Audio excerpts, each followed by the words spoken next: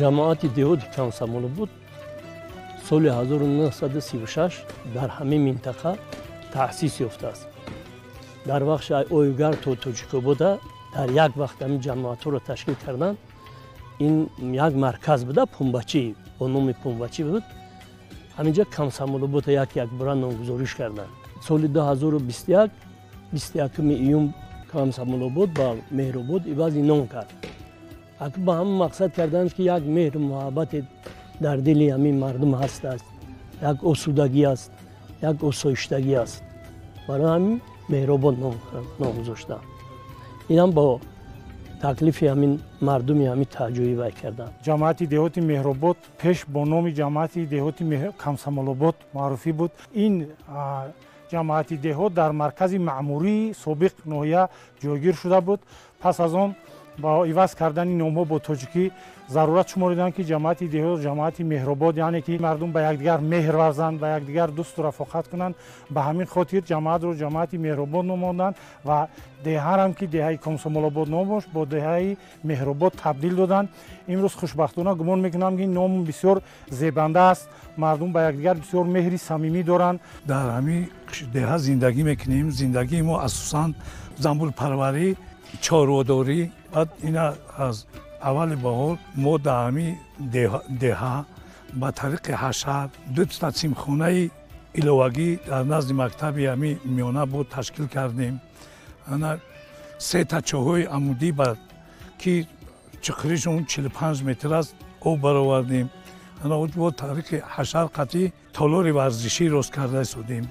زندگی ما اساسش همینه.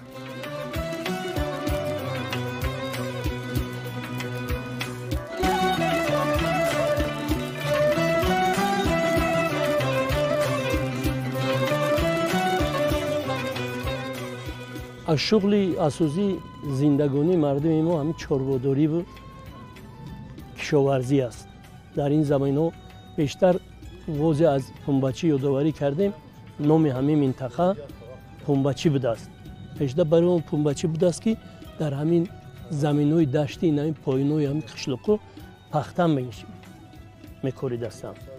و خیلی بعد این یک دوره می‌کارید هستند با همین با برهم خورده شغل اساسی کشاورزی حوزه اینجا همین کارتوشکا پروری است، غله‌کاری است. باز دیگر سبزیجاتی که برای هر روز در کار.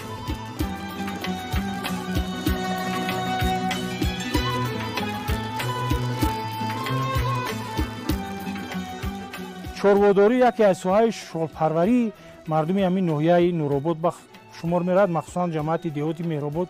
زیرا ما کوه کمرهای زیاد داریم که فصل تابستان همه این مال‌هایی که و یا بیرون از شیر جوشی و دیگر هستند اونها را به اونجا میبرند که آنها باید در اونجا باز وزنی زیادتی گیرند و این باعث روزگذرانی مردم هم میگردد و مردم همین چیز را بسیار استفاده خوب میبرند. عموما زندگی مردم همین جماعت دیهات شکرانه صاحب استقلالی کشور و سیاست خردمندانه جناب عالی امروز مردم بسیار در یک فضای آرام زندگی میکنند.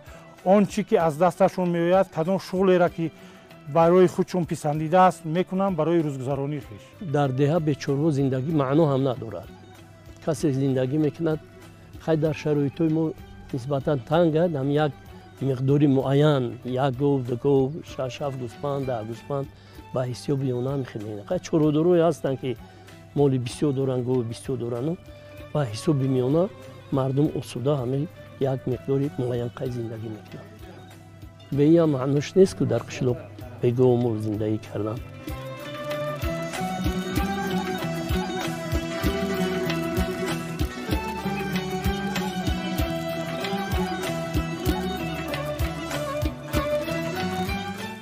بهار این سال یک عجایب اومد. زمستون نشد. در همین سین سال ما کرده همه خیلی به برفی نیدیم. تماما زمستون نشد. بهار بر وقت اومده. بودن همه خیلی سالایی که چند سال پیش با فیلم سال 2013 بود برای نوروز جشن گرفتن ما برف را رفتیم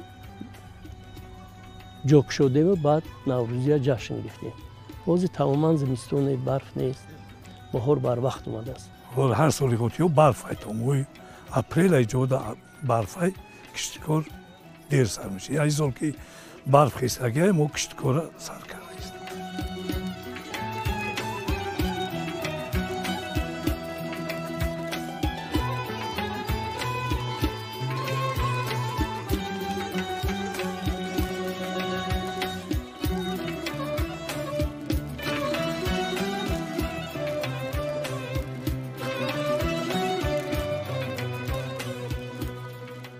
دیهای ما در قریب یک 1100-1200 اویله زنبور است.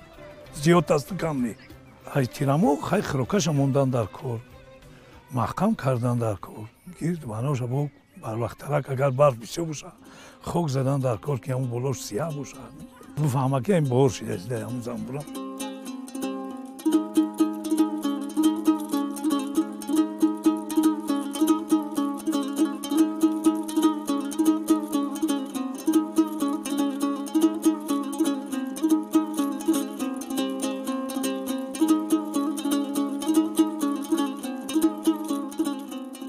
اسپاورا هستند در بو قشلوق‌ها هستند که تماما اسب ندارند شرایطشون نیست. در تگرمی اسپاورا رو بسیار هستند، در لنگر بسیار هستند، در پندوچی هستند خوجگی‌ها که به همین اسب من خیال میکنم که زندگی کردن نمیتونن.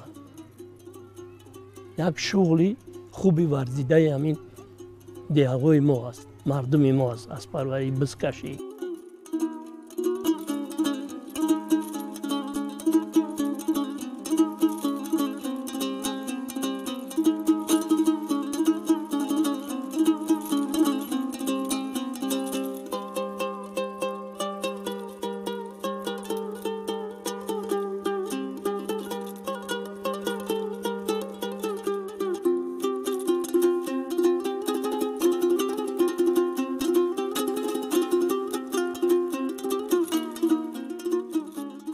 در تویومون، در معرکه همون، در همه کارمون همه کلچچک میکنیم و فرزندوم سوقاتی روی میکنیم و خشت آرام خبرگیری بریم میکنیم. فقط بیویا و بویامون هممون همون پیش همه خیلی اومدگی میده با ما فرزندوم همه خیلی رهبری میکنیم که این همه دستی همه بیوی بویامون فراموش نشوه همه یار بکنن.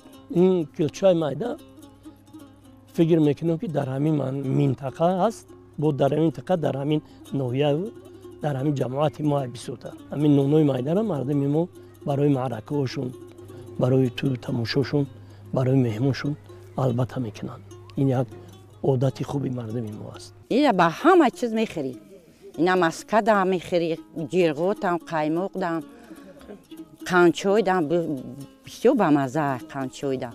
بهترین بامزگیش با همین قانچوی میکنن میخرن. این هم بستنش آسونه. وای اینا مثال بسیاری آدما 80 همین دست میگیرن میبندن. بسیارش با میگه خیلی او خیلی بزیبای یک تا با میبندن هم قخشرو میوید. نونم خشرو اینم تا گردچوی کلون فتخمیروی کلون تا میبندیم.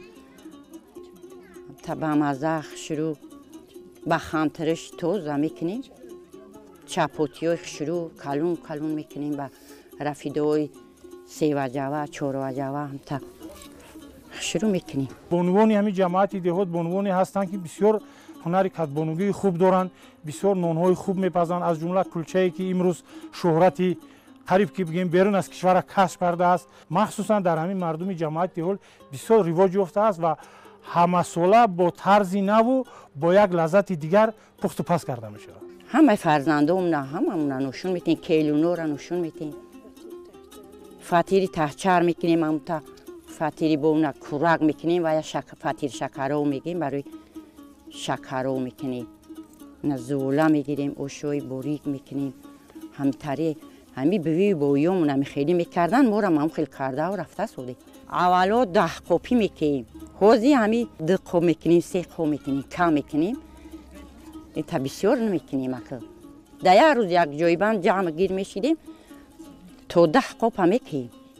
همی تو پایپگویی روز میکردیم تو ساعتهای 5 علاو روزگارش روز میکرده.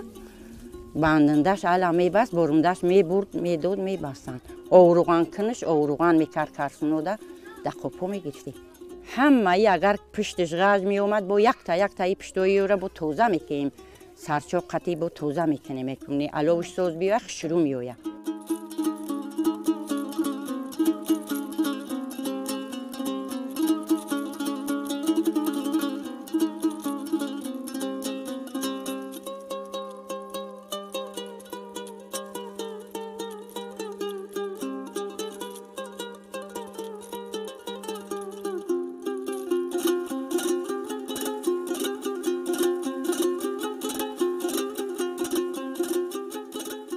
راست میکنیم تیار میکنیم همی جایی که علام و سوخت میویم تا 5-6 کسه یا تا در دوغ میمونیم تا میگیریم میبندیم پر میکنیم چهلک هم میکنیم و برنده رو روغن میکنیم قوپو دا میگیریم پر میکنیم.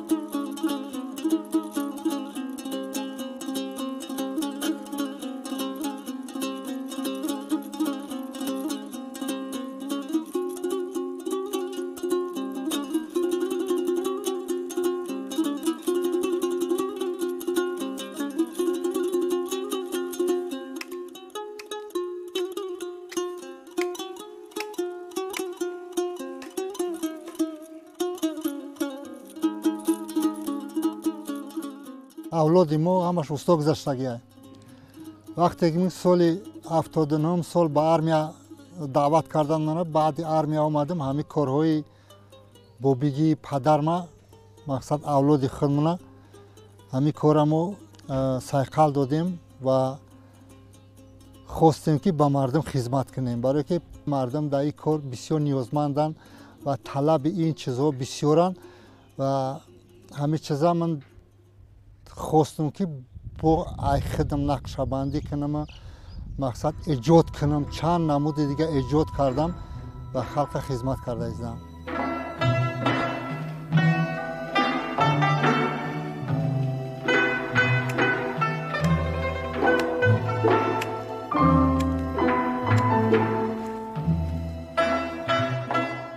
طبق تروش ما تقدیشو بسیار استوی خوب است. بهترین استو است. بهترین توقع را همین استو تقدیم میتروشن. خب شاگردای خوبم داره. شاگردای خوبم تیار کرده شده است. خب بگیم که یک کسب بابیگی شد. کلانترین طبقه که ما 2013 در ناحیه نورآباد یک نوروزی گذشت. جناب والی خودش هم در همینجا مقصد آمده بود. 135 بود. 135 بود. هوای هم خوزی در موزه در موزه هم طبقه من کلانترین طبقه که 133 هست. بعد سوچی را بردنم طبقم قطعی چند خدر مقصد نمایش دادیم. مخصوص مردم این جماعت دهات بسیار مردم هنرمند هستند. هنرمندان بهترین نوعی از جمله طبق تراشون، تیرزه تراشون، استای آهنگران اکثرا یک قسم پهلوانای خوبی نوعی هم نیست از همین جماعت مهرآباد هستند. همچنین دانشمندان زیاد هم دارد. همین آدمی که صبر داشته باشه و در همین کار شوق داشته باشه همین کاری نازک کاری قینه بعد همین قوای جسمانی در بسیار صرف میشه. بسیار آدم این کار نمیکنه. این کار میکنه بسش میکنه. چندین شاگردا برآوردم فقط یک شاگردی اساسی هم که در دوشنبه در چی است در فابریکه های هوای همین کار با کلا گرفت. یا 3 شاگرد دیگه که برآوردم این کار کردن استانوک راست کردن دیگه کار نکردن.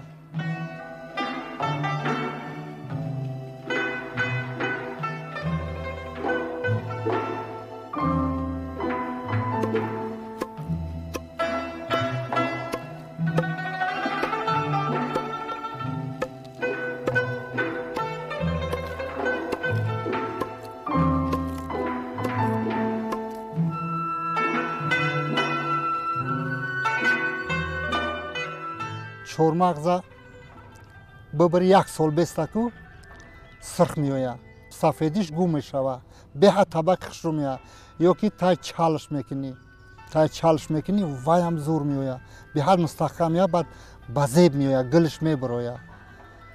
ай таб вақте ки бибарӣ биёрӣ битрошӣ чӣ хеле ранги ба сифат намеояда.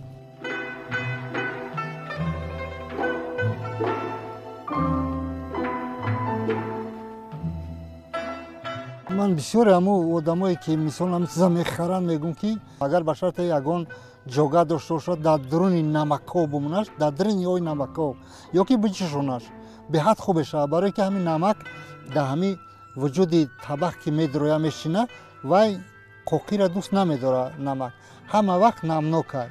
вақте ки намак ҳамин табақ намнок боша каҷала намешавад, намекафад. вақте ки мисол ҳамунрам дар афтоб мониш ё ки хонаи гарм дар бимониш агар аҳамият натӣ мекафа, вай набоша намекафа табақ.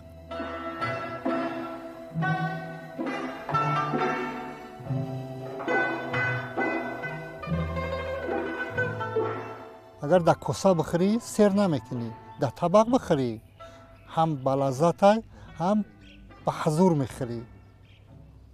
маззаш дига айда, хеле ки мисол коса, ай косада табақ хеле болаззат аст.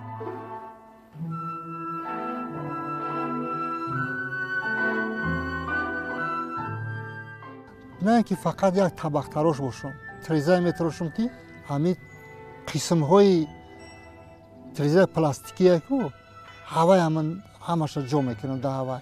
ҳозир тарашдагӣ тиёр дорам, краска кардагӣ тиёр ҳамаша ҳамин дорам. бод мақсад чирдак мезанам. дар ин корам беҳад дастам усто аст.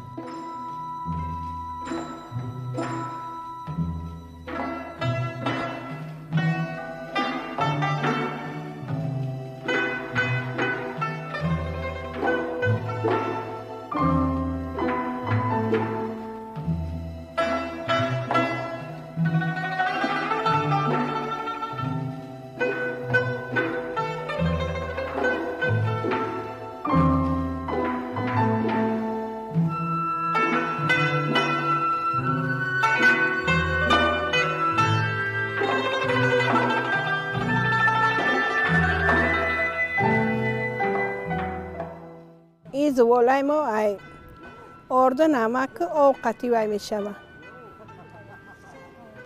تیار می شود.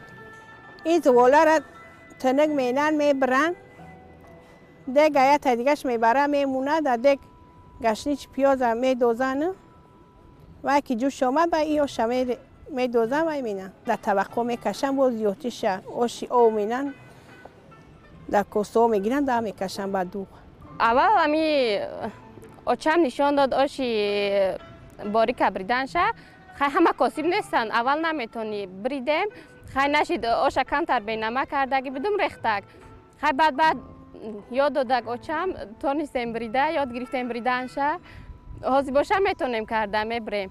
با گندوشک مینن، دلده و کشک و موچ، دلده با دوغ و دلده با شیر.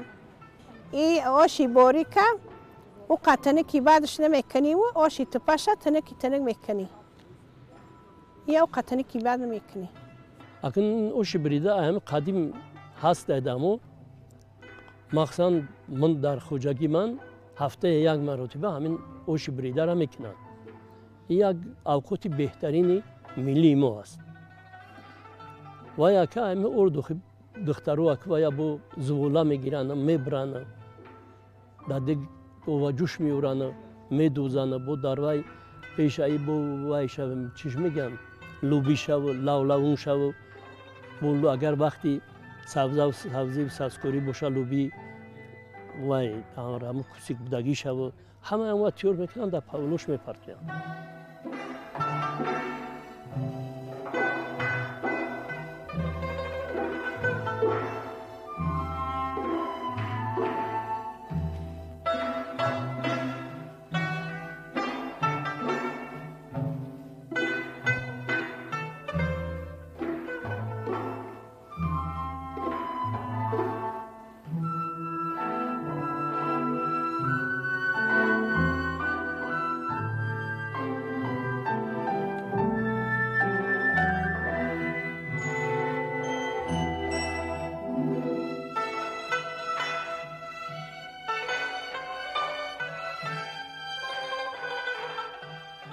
قدیم الایان همینجا بود که شغبندی بین همی خونه به خونه همی شغبندی جدا میشید اینش جمع شده همون شغلشون بسته سودن خونه را خونه یک دیگری جدا کرده کارهای باری نه پیشوی درختان و همون زمین ها را به شینوندن تیار کرده سودیم.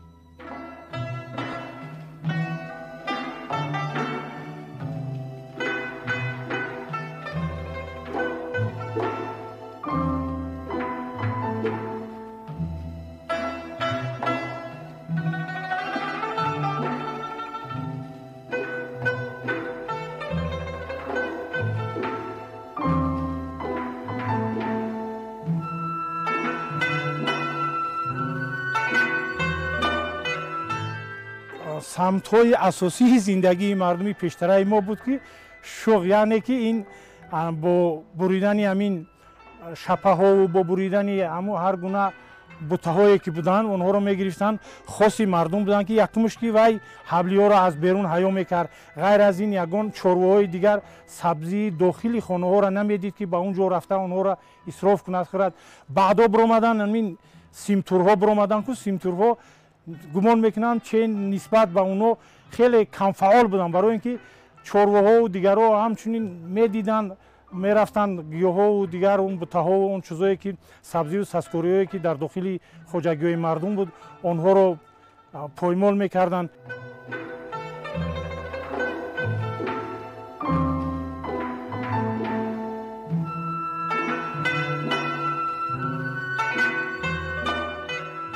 خونه همو یکدیگری را جدا میکردن که همچون سرحدی همین خونه با این خونه همین شغبندی بود. از قدیم الایان همین ماندگی بود. بی دیگر شغای گوهای مولای زنبورای این هم یک غلکاری ما غلا میکاریم بود.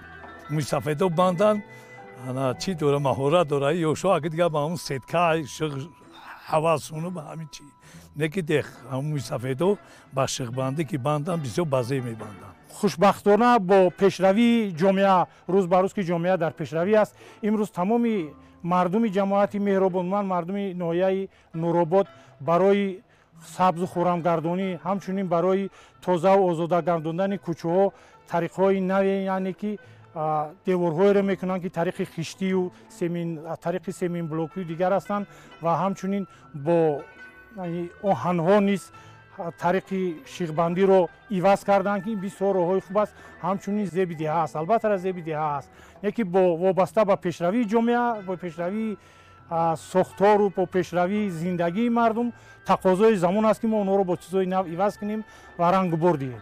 شکرانه همین فضای خوب و نیک اقدام و دستورهای جناب بیالی را پیشوای ملت ما دستور کردگیم. در همین جماعت در با مناسبت 35 سالگی 36 объект иншоотои ва маишӣ ро ба истифода додем. имсол якчанд объектҳои нав сар кардем, иншоотҳои нав сар кардем. масалан дар қишлоқи дегаи як майдончаи замонавӣ сар кардем ки бисёр аҷоиб меояд. боз дар ҳамон ҷо як ғора барои рафтани талабаҳо 30 метр кӯприки ҳавоӣ ҳамин рӯз кора сар карданд. боз дар дигар қишлоқҳо дорем объектҳои нотамом дар Тегирмӣ, дар Севак, майдончаи спортӣ, магазин, хайр, китобхона сохта истодем, сартарошхона сохта истоданд мардум.